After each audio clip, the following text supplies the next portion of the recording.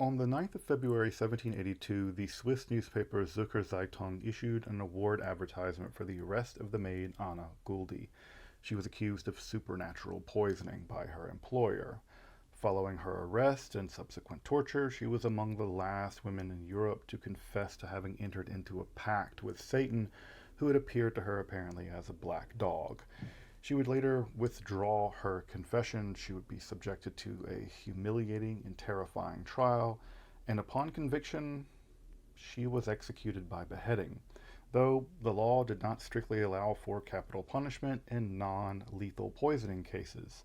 Thus, while talk of witchcraft was officially absent from her trial, it haunted and possessed the proceedings. It tainted them with a horrible medieval character well into the days of the so-called Enlightenment, and condemnations rolled in following her execution from jurists all over Europe. This was not justice. This was simply judicial murder. Just a quarter century prior to her killing, at Cologne, the final edition of the vast literature of witch hunting manuals had just come to an end with the 1755 of Martin del Rio's investigations into magic. The horrid Malleus Maleficarum, or the Hammer of Witches, had long since gone silent in 1669. Nicolas Ramy's Demonologists, where he boasted of sending not less than 800 people to the flames, similarly fell silent in 1698.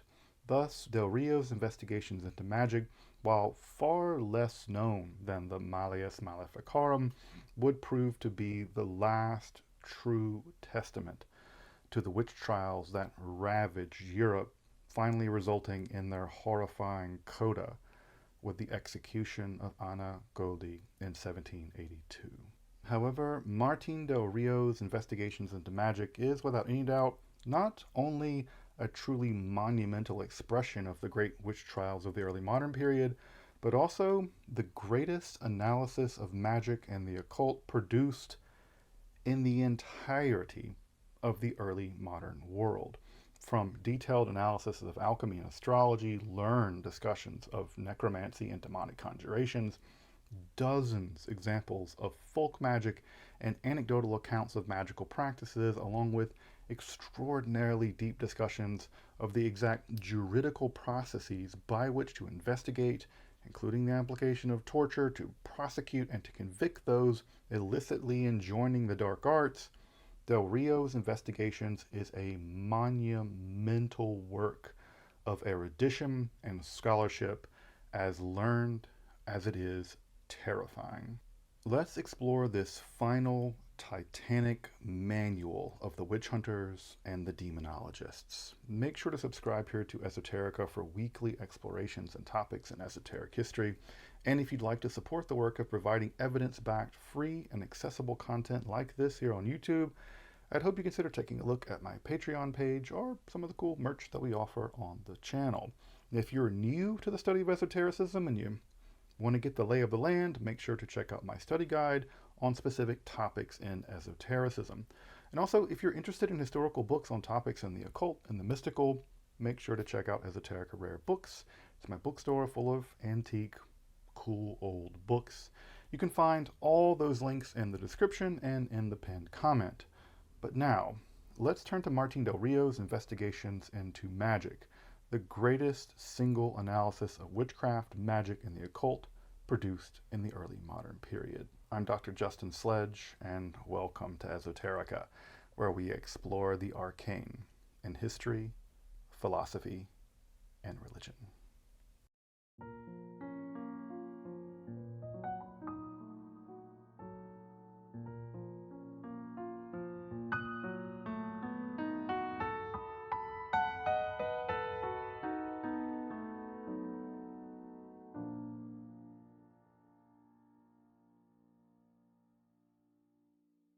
The early modern European witch trials produced four fundamental textbooks for understanding that terrifying period. The 1486-87 Malleus Maleficarum of Springer and Institutor, the 1580 Démonologie of Jean Bodin, The 1595 Demonologists of Nicolas Remy followed quickly thereafter by the monumental 1599-1600 Investigations of Magic by Martin del Rio in 3 volumes over the course of 6 huge books. Of course, dozens of other such texts were composed during the period of the witch hunts, but these 4 in some ways represent the height of the intellectual, theological, and juridical engines that fundamentally drove the trials. The depraved conspiratorial thinking of someone like Inquisitor that saw a woman-led heretical witch army threatening all of Christendom drove Inquisitor to compose the extended rant, basically, of the Malleus. Baudin and Remy stoke the fire by building upon the witch conspiracy by adding a level of verisimilitude to it through a litany of confession after confession after confession, all arrived at through horrifying manipulation and torture. Their textbooks read like a grim chorus. But Del Rio's investigations into magic is above the din and fray in some ways. Del Rio himself was never a witch hunter. He presided over no trials, and he may have never even met an accused witch so far as we know. His work is that of an academic, preferring careful citation of academic, theological, historical, and judicial texts over the kind of rabid screeds or lurid accounts of confessions. The Malleus reads like a fevered raving, a text, frankly, that the church was never totally comfortable with, and in fact even received intermittent interdiction. Inquisitor himself, the guy who composed this, was actually under exile by a local bishop who thought him sexually obsessed with a local woman and generally demented. He was thought of as crazy by his contemporaries. Baudin and Remy is that of a jurist and judge gathering into single theological and judicial narratives that were frankly extracted through the imposition of agony before their victims were sent to the fiery stake. But what we finally have in Del Rio's investigations into magic, by contrast, can lure us into sounding like the voice of reason, frankly. Now, it isn't the voice of reason, to be sure, but what it surely is the greatest analysis of magic and the occult and the mechanism of the witch trials from the entirety of the early modern period. In fact, if we just physically compare the 2 volumes, here is my copy of Malleus Maleficarum from 1574, printed in Venice. This is the last time the Malleus would actually appear in print by itself. After this, it would tend to travel with other such books like the Formicarius of Johannes Nider. But this is the last edition of the Malleus Maleficarum printed in Venice. Again, printed in 1574, and the last time, like I said, it reprinted by itself. You get some sense of the relative size of the Malleus when you see it actually in a contemporary printing of the 16th century. This book was probably owned by a witch hunter. The notes inside really make that relatively clear. But it's not a huge, hulking volume in the way that you might imagine a copy of a book so lurid and a book of such a terrifying representation. In fact, it looks positively innocuous when you take a look at it in one of these kinds of bindings. But this is the Malleus, with everything that you've heard of that is horrifying about the Malleus. So when you compare the Malleus to a text like Del Rio's Investigations into Magic, you get some sense of what you're dealing with in Del Rio. So this is Del Rio here, and this is Malleus. You get some sense when I say gargantuan, titanic. This is like a baby book compared to what Del Rio has presented. And to be clear, this is not like it's printed in some enormous font or with giant margins. It's actually printed in a similar size 12-point font, double columns with a bit more margin space, but this is an absolutely massive textbook of the occult and magic.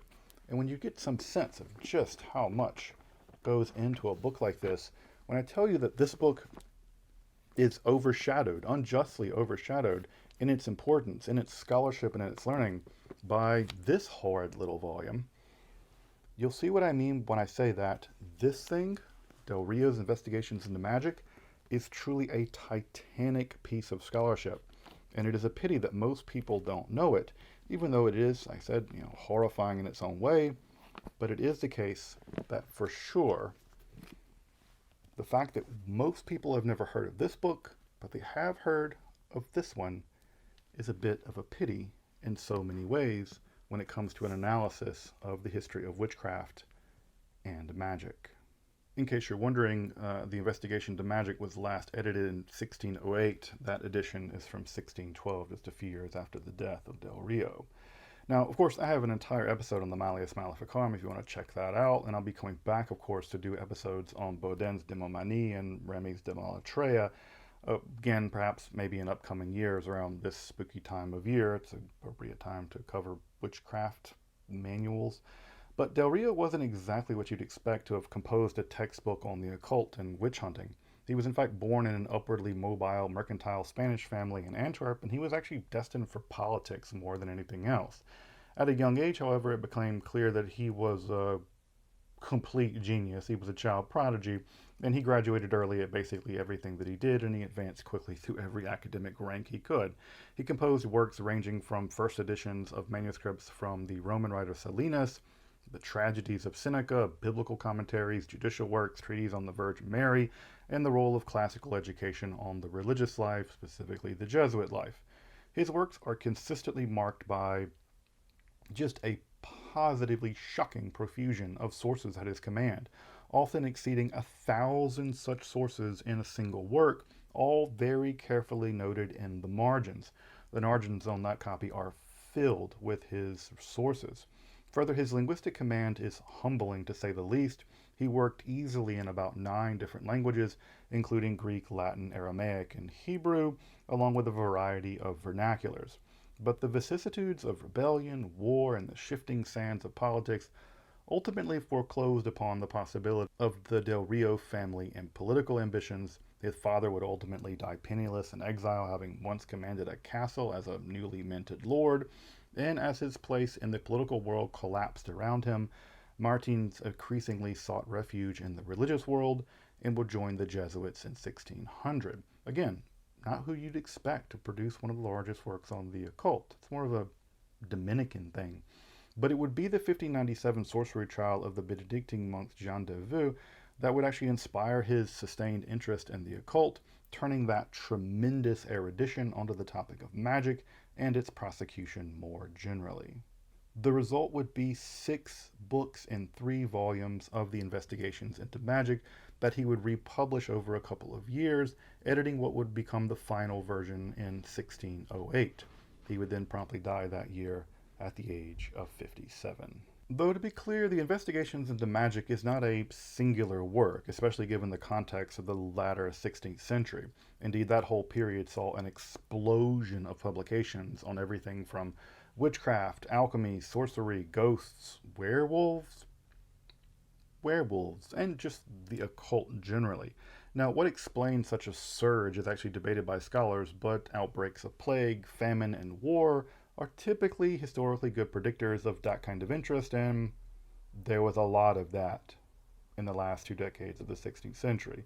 Think of the massive uptick in interest on the occult and witchcraft beginning in the early 2020s. But beginning with Jean Baudin's really important Demomanie in 1580, the period to 1600 would see no less than 30 such volumes published, including the 1597 Demonology, published by none less than King James VI and I. Even monarchs were entering into the publishing business about witchcraft. Now, I've done a whole episode about that. You can also check out Atunche Films' amazing rendition of most of that text in original pronunciation.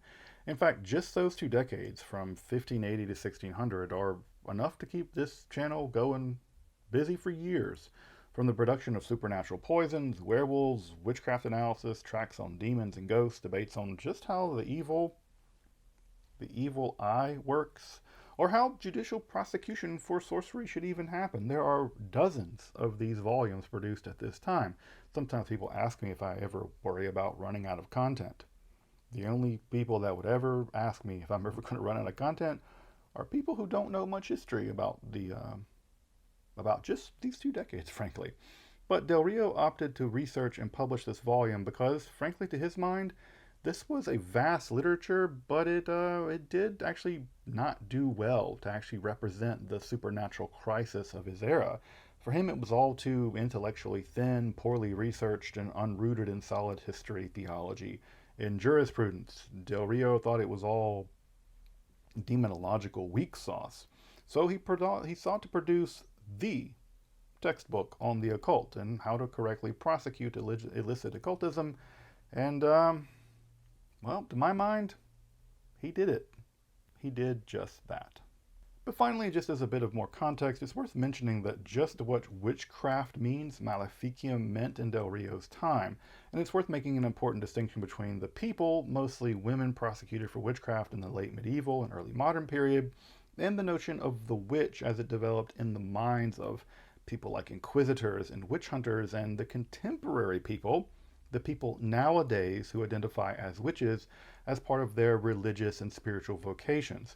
These are historically totally distinct phenomenon, and it's very important to separate them dramatically. For the purposes of this episode, I'm going to reserve the term witch and witchcraft for what scholars now refer to as the elaborated theory of witchcraft. This is the mature notion of witchcraft as it developed in the minds of people like inquisitors and jurists, theologians, and philosophers, primarily in the very late medieval period, but also really into the early modern period, that held, and here we go, that a new woman-led heretical sorcery sect had appeared in Europe, marked by entering into a pact or covenant with the devil, and thus apostatizing or hereticating from Christianity. This would include things like sexual relations with the devil and demons, aerial flight for the purposes of attending a Sabbath or kind of a conflagration, sometimes a synagogue of witches, which was of course presided over by Satan himself, at which initiates were entered into said pact, followed by all kinds of incestuous and promiscuous sex, sometimes with animals, but certainly with each other, and the general practice of maleficent magic, maleficium, hence the term witchcraft. This would include also things like the slaughter of fetuses and babies and various means for preventing human procreation. All of this, whose aim was to undermine Christendom as part of the devil's ongoing war with God, which by this time was reaching in a positively apocalyptic proportions, and the argument basically was that this new witch heresy was the final attempt on the part of the devil and his forces to forestall his impending doom by sending human beings down a horrifying spiral of sin and crime as final outrages against God. Basically, if he could just keep getting people to damn themselves, he could delay being damned himself. Regardless, the elaborated theory of witchcraft, while it varied from region to region or writer to writer, had basically coalesced around the time of 1500, and thus it set the stage for the frenzy prosecutions which would follow, resulting in the death of about 40 to 60,000 people, overwhelmingly women. This would last from roughly about 1450 to about 1750, and thus Del Rio inherited a version of the elaborated theory of witchcraft, which he deepened and expanded and gave all kinds of justification for, and despite some skepticism about it arising in the 16th century, notably in Johann Weier's 1563 De Prestigiis Daemonum on the trickery of demons, a text that actually Del Rio sought to refute in his book, he more or less accepts the foundations, though with a bit less credulity than Bodin and Remy, and certainly less credulity than the Malleus. But, to be clear, Del Rio is on team prosecuting witches. But, more to the point, Del Rio thought this whole issue was compounded by a far more heretical force and far more dangerous force than any witches and sorcerers combined. Protestants. Indeed, Del Rio even contended that the sudden rise in witchcraft, necromancy, plagues, war, and death can just be laid right at the feet of the new Protestant heresy, with Martin Luther and especially John Calvin having done more for the devil than any women prancing about by night with demons. But as he points out in Book 1 of the Investigations, it's all basically connected to a singular sin, that of superstitione, superstition. For Del Rio, superstition was A, forms of worship which were generally superfluous to genuine religious piety, but really when those forms employ idolatry, explicitly or implicitly in the absence of true piety. And of course, Protestant regions had been racked with the worst form of superstition because God had abandoned them because they were all heretics. That worst form of superstition was magic. Providing detailed linguistic etymologies, Del Rio provides a genealogy of magic. There's natural magic, which are wonders accomplished given the natural, though hidden, properties of substances in the world. There is artificial magic, which are effects accomplished through human ingenuity and trickery. And there was, of course, demonic magic, satanic marvels accomplished through the making of a pact, an implicit or explicit pact with demons. Natural magic he thought of as mostly licit, and it can include both operative magic, the use of specific occult forces to some specific end, and divination, which also admits of some licit modes like chiromancy, divining people's personality from their hands, and illicit modes like judicial astrology. Demonic magic, of course, was most often takes the forms of illicit operations, like finding buried treasure, because welcome to Esoterica. And divination, harmful magic, or malefice, and general superstition, which we would now consider something like folk magic.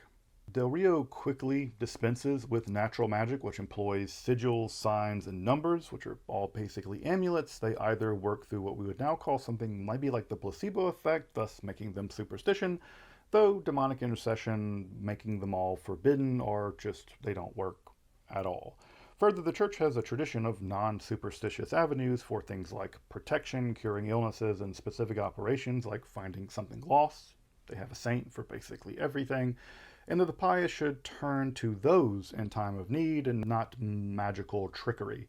It's possible that astrological talismans can have some effect, but these are almost always for Del Rio tied up with demonic influence or mediated through demonic influence, and they should basically all be avoided, what the medievals actually termed astral necromancy.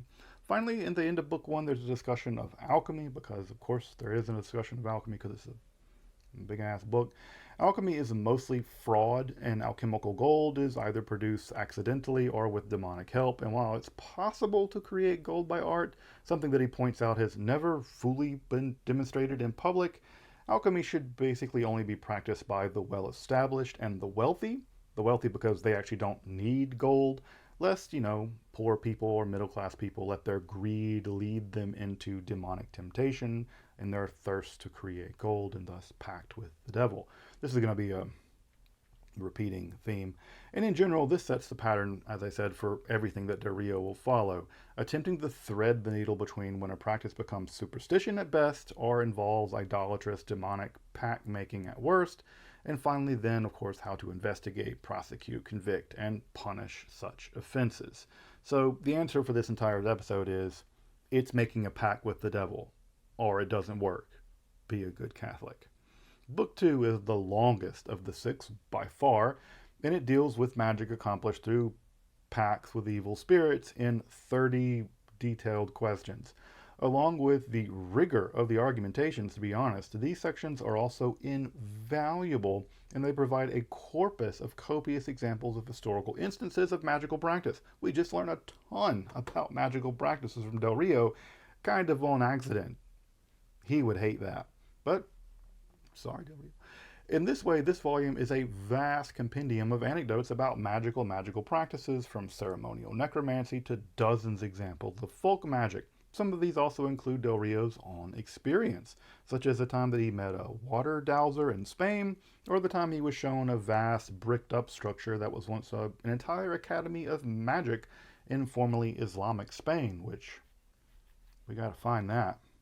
That's like a for real esoteric field trip, the hidden school of magic in Spain.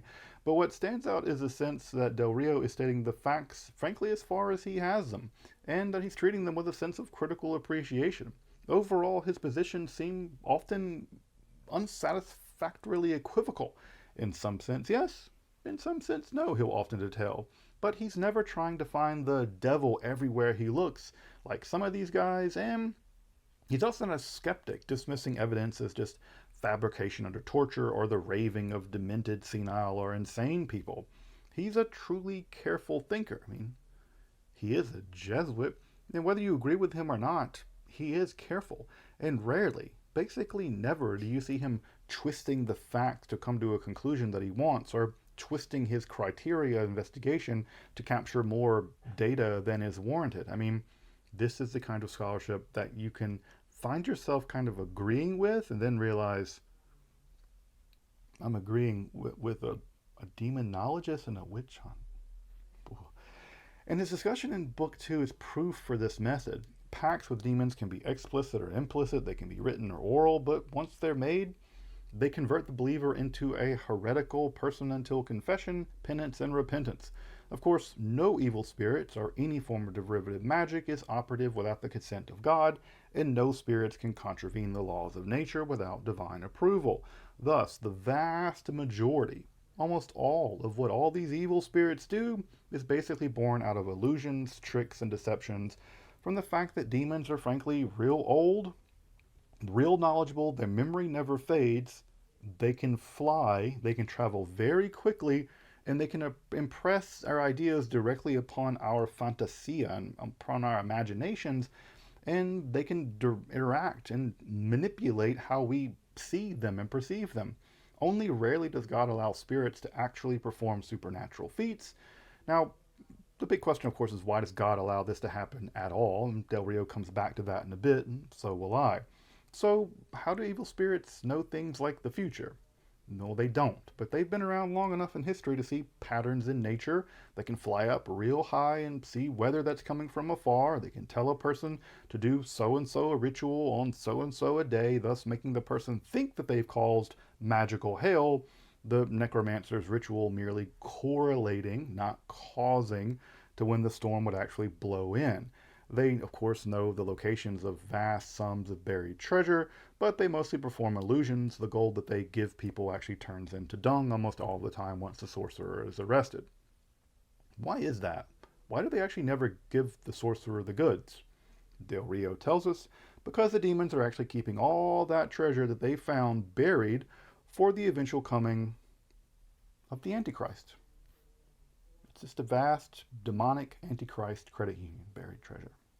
Yes, evil spirits can copulate with human beings, but any such built children who are born from those unions are actually from the result of semen that's been stolen by demons, stolen demon semen, from sorcerers or executed criminals, and it's possible that women do fly to the Sabbath, but Del Rio thinks much of this is simply demonically induced delusion, but the demons could whisk them over there, yeet them over to the Sabbath, and yeet them back, often in a sad state of affairs. Demons can change anything from one species. Demons cannot change anything from one species to another. That would be a violation of nature, and thus their shape-shifting is again more trickery and illusion. Again, non-physical evil spirits can directly affect our sense impressions and thus alter what we see and hear. And while evil spirits can transport physical objects, they cannot cause animals to speak or bring the dead back to life without divine intervention. Demons, however, can harness the air around them and the elements around them to forge really impressive illusions of specters and monsters and tempests and other further spectacles. In general, evil spirits can cause impressive illusions. They can cause sight and can pretend to supernatural powers, but it's ultimately all tricks. Desperate people, greedy people, lustful people, and otherwise sinful people will make pacts with such beings to satisfy some base desire, get that treasure, or cause harm because they're full of haterade, and this pact hereticates and damns that person, of course, barring confession and repentance, of course, and the spirits can't and won't be able to supply the promised deliverables. Thus, the necromancers and the witches are simply doubly duped. They damn themselves, and they get nothing out of the deal. Such pacts are simply scams. Demons are just scammers. Further, evil spirits can and want to do little in the way of good in the world, but they do delight in causing suffering and chaos. Regrettably, many people are more than willing to be partners in crime with demons, and that they too wish harm upon their fellow man. Thus, Book 3 centers in upon malefice, or harmful magic, typically historically translated as witchcraft, along with superstition, which we'll come back to, which is mostly just folk magic generally. Some malefice is merely the accomplish of bad acts. Things like, I don't know, using the hand of an executed person to make one invisible and light the way during a burglary, as one does. This is the famous hand of glory found in so many grimoires. We get a mention of it in Del Rio, of course.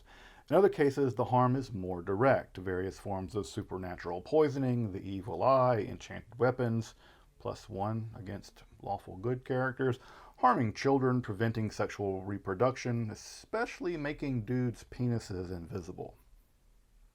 That really worried these guys, invisibilizing their penises. Drying up a mother's milk, harming farm animals, the pretense of weather magic, the induction of supernatural illnesses, causing people to become insane, or just inflaring their sense of jealousy, rage, and lust. And people live fragile, precarious existences, and evil people in league with evil spirits could easily bring great and terrible amounts of harms to others simply out of petty hatred, jealousy, and spite. Further, people also just want to unduly reward themselves and will seek out supernatural means by which to obtain more out of life. I deserve more. I'm an entitled millennial and I deserve all kinds of things. These extra techniques they try to get from reality are superstitions. These are rituals by which to hack reality to get something from apparently nothing. And they're often just implicit pacts with the devil for Del Rio, and these involve outrages against God, because in many cases they involve the illicit use of otherwise sacred objects like saints' pictures and relics, or holy salt, or using holy water to hack reality. Del Rio counters that, of course, God alone grants good to us poor sinners, and that prayer is really the true recourse that we have. It's the only recourse we have. It hardly works. That's why people turn to necromancy. And he details a fascinating list of folk remedies, customs, and general hacks. These are like cheat codes for existent superstitions, by which he accuses people of trying to obtain a bounty from superstition, are all basically foolish at best and heretical at worst. We're cursed by Adam we're doomed to earn our bread by the sweat of our brow, and superstitious cheat codes are of no avail. Generational wealth notwithstanding, if you're born with money, that's a pretty good hack. Compound interest is truly necromancy, so far as I can tell. In Book 4, Del Rio tackles the question of divination, which can include several aspects from predictions about the future, literal prophecy, speaking on behalf of God, foreknowledge about the future, and even knowledge about the distant past. We never think about prophecy as telling us stuff about the distant past, although that's a big deal in Judaism, not so much Christianity. Of course, divinely inspired prophecy is possible. There are prophets in the Hebrew Bible and the New Testament, but also there's even divinatory processes like the consulting of the Urim and the Thummim. This is the divinatory device on the breastplate of the Israelite high priest. So you can do it licitly, apparently. But illicit prophecy also seems possible as well. Famously, the summoning of the soul of the prophet Samuel by the Baalat Ov, or the so-called Witch of Endor in Star Wars Part 3? I don't know. So the question is how to vet a prophet, a topic already under discussion in the composition of what became the New Testament. Paul's already talking about who's a good prophet, how do you test the spirits and stuff. For Del Rio, the central question is on the moral, physical, and psychological characters of the alleged prophet in question. Are they a righteous person? Are they a fun person? I mean, a profligate person. Are they sober or intoxicated? Are they sane? Or are they a raving lunatic? Further, are they a woman? Because misogyny, while not dripping with the constant hatred of women of virtually all other demonological manuals, I mean, Del Rio's got his share, the investigation is actually not without its own share of misogyny. Here the text notes that women are simply more prone to demonic attack and deception, therefore, if it's a woman talking, you should be cautious. However, Del Rio does admit that there have been a great many holy lady prophets, such as Hildegard, so all the prophet ladies. So, are they Catholics in good standing? Are they chaste? And most of all, are they virgins? Because that's a good indicator of whether or not God's talking to them. Next comes analysis of prophecy itself. Does it align with known orthodoxy, and does it lead to deeper piety? If you tell a bunch of people that God told you to do bad stuff, then your prophecy is probably not coming from God. It's coming from, I don't know, Paimon or something. Del Rio then dives into a detailed, exhaustive description of various forms of divination, showing how evil spirits can inspire, manipulate, and intrude upon each and every one of them, thus rendering them all at least liable to superstition, if not, you guessed it, grounds for demonic pacts. How so? Well, simply put, the future is the unique prerogative of God, and no demon, no matter how powerful, can know it to a certainty. If they did, then we wouldn't have free will, and we couldn't choose to be Christians, and then God could not damn us. But demons are smart. Efficient causation is relatively predictable. By the grace of God, the cosmos is intelligible as such. And because of the rapidity of the movements of the demons, they can know what's coming before people do. Thus, and again, it's just trickery made to look like divination, like the demons know what's going on in the future. Further, when pressed, the demons or false prophets rely on vagaries and equivocations and obfuscations to hide their ignorance. It all turns into the great bear will fight the eagle on the third river of the eighth star. And of course, people are happy to rely on such false divination given what we are naturally fearful of, the future, because we have no idea what's going to happen half the time. So we're more than happy to listen to psychos tell us stuff about it. Thus, reading lots, dreams, or bolts of lightning for information about the future tells us more about our own fears and hopes more than anything about the future itself, Del Rio points out in a moment of surprisingly wonderful insight about human nature. Further, trials by ordeal are rejected as superstition, including the famous swimming of witches, dunking them in the water to see if they float and that they're a witch. This is all meant to basically induce a miracle. You're basically forcing God to do a miracle or divine action, and that's an example of heinous hubris for Del Rio. Indeed, such trials by ordeal had already been officially forbidden by the church way back in the 13th century Fourth Lateran Council, so get with the program, people. Quit dunking witches. One even gets the sense that Del Rio finds systematically going through virtually each and every example of divination as an entirely tiresome exercise. He basically admits as much at the end of Book 4.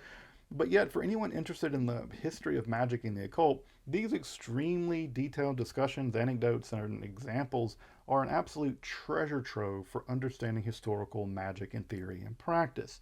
Again, I don't recommend going to Del Rio just to get out those little cool nuggets of magic, but nuggets they are.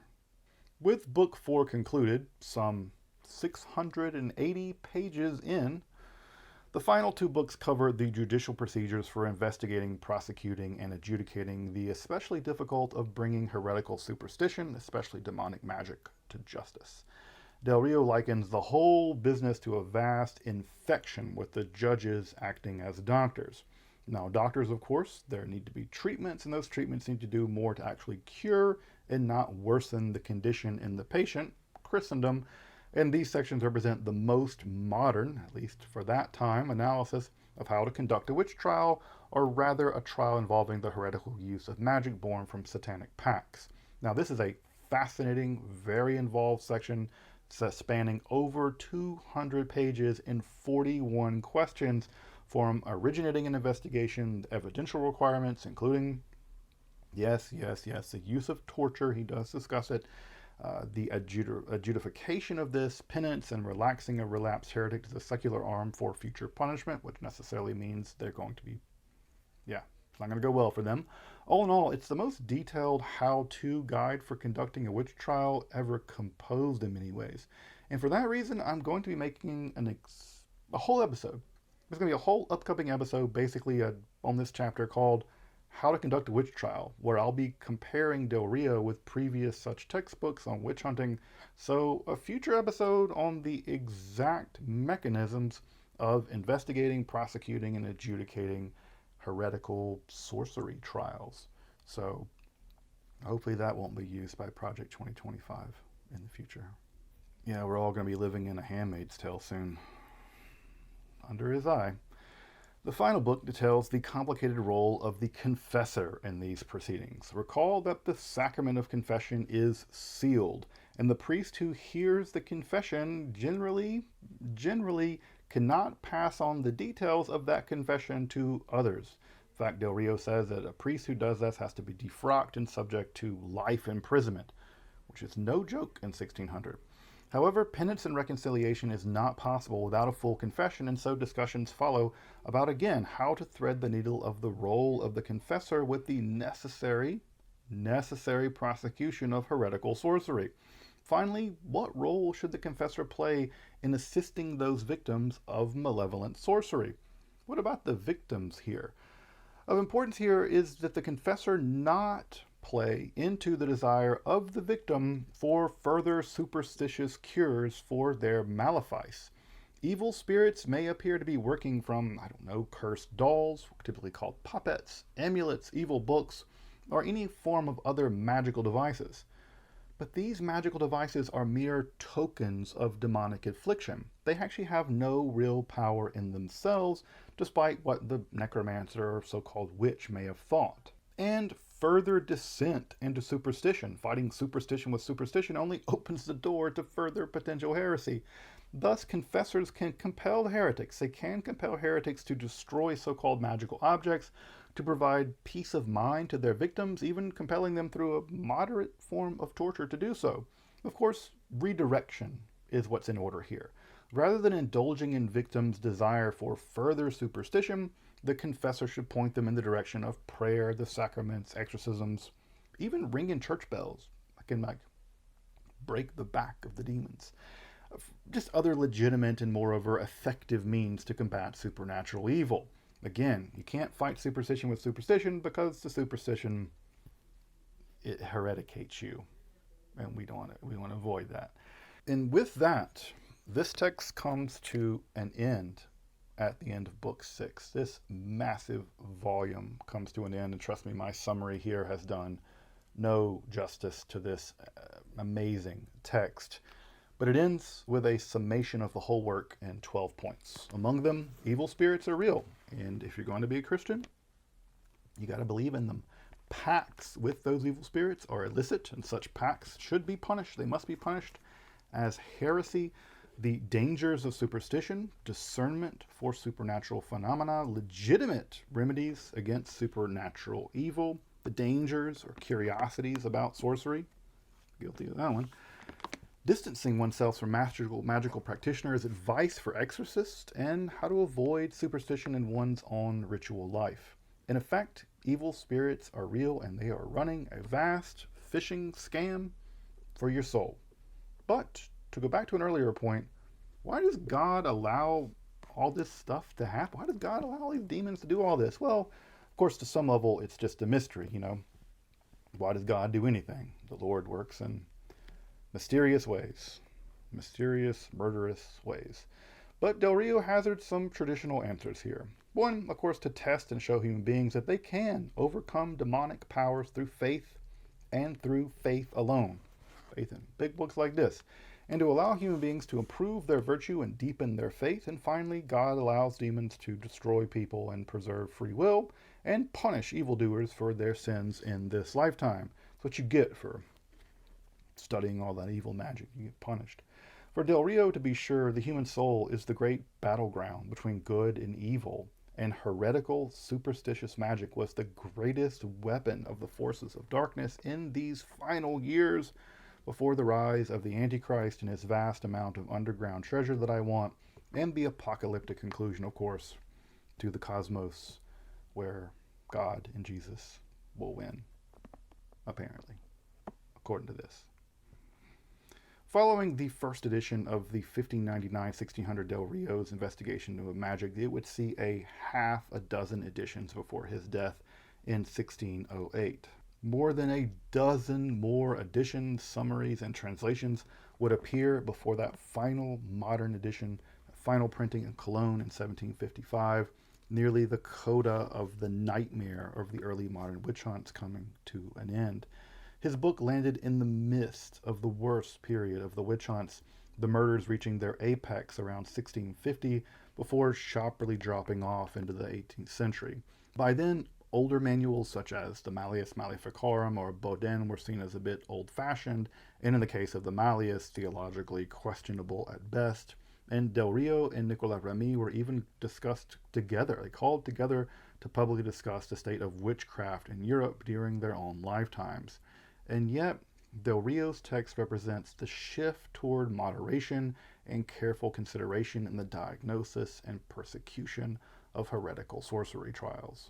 But we have to be honest, we have to admit that it was at the forefront of urging on those very trials, especially in the Low Countries, at their apex, while skeptical voices like that of Johannes Weyer were drowned out in these very pages. The 1608 Compendium Maleficarum, most famous for its lurid woodcuts, would pillage from Del Rio's text widely, along with many important textbooks of witchcraft in English. The Guide to Grand Jurymen, the most famous and influential text in the witch trials at Salem, was directly influenced by Del Rio, including dozens of others, frankly. The text was also used by lawyers defending so-called witches using Del Rio's careful judicial procedures as a means to pump the brakes on shoddy and rushed jurisprudence. Even the odd necromancer was sometimes found from time to time with their own copy, apparently using it for much the opposite reasons intended by Del Rio. Voltaire, for his part, would find the textbook a horror of medieval superstition itself, and the Enlightenment would heap together such manuals from Nicholas Emmerich, Malleus Maleficarum, and finally to Del Rio. They would heap them all together as one massive heap of horror, testifying to the long nightmare of the irrational Middle Ages and its extreme, horrifying religious violence. Of course, Del Rio and most of the other texts of this time period would come to be forgotten, as Malleus Maleficarum came to represent the whole literature as a kind of macabre metonymy. But, of course, the entire genre of demonological literature, from Johann Neider's 1430s Formicarius to Del Rio's 1600 investigations, is a rather internally diverse works, witness to shifts, changes, mutations, and dynamisms all its own. Malleus Maleficarum was neither the first nor was it the last word on heretical sorcery, witches, and the occult. If any text was the last word on those topics, it was Del Rio's investigations into magic. And for that reason, it's well worth the study. The definitive study of Del Rio's life is Jan Michelson's magisterial, but unfortunately rather expensive study. It's probably worth it if you're going to get it into Del Rio. It's fantastic. You have two options for studying Del Rio's investigations. Well, I think you have three options. The first and the easiest is the Praxis text by Peter Maxwell Stewart. Here the edition alternates between translations of the books along with some sections that are merely summarized. It's pretty handy and frankly pretty inexpensive, giving you access to at least the gist of the text, but to be honest, it's falsely advertised on sites like Amazon as a full translation. It absolutely is not a full translation. Now, if you do want to read the entire 6 volumes in full, wonderful text with the Latin facing and lots of footnotes, you can consult the new 6-volume edition by the same author and Valverde in all of its glory for only $1,200 for the whole set. Because Brill, yep, $1,200 for 6 volumes. Speak of the devil, as they say. So you can check those out from a university library because, everyone has access to university libraries and, $1,200 to buy books. Regardless, I'm not quite done with Del Rio. As I mentioned, I'm going to eventually make that How to Conduct a Witch Trial episode at some point in the future so you can actually see how witch trials really were conducted, at least based on the investigations. And we'll come back to it. Oh yeah, I mentioned a third option. If you want to read Del Rio, you can pick up a copy, an early modern copy of text like this one. You can get these at auction for sometimes nearly the price of those Brill editions. So you can literally get a 300-year-old copy sometimes for the same price as you can pick up books from Brill. Until next time, I'm Dr. Justin Sledge, and thank you for watching Esoterica, where we explore the arcane in history, philosophy, and religion.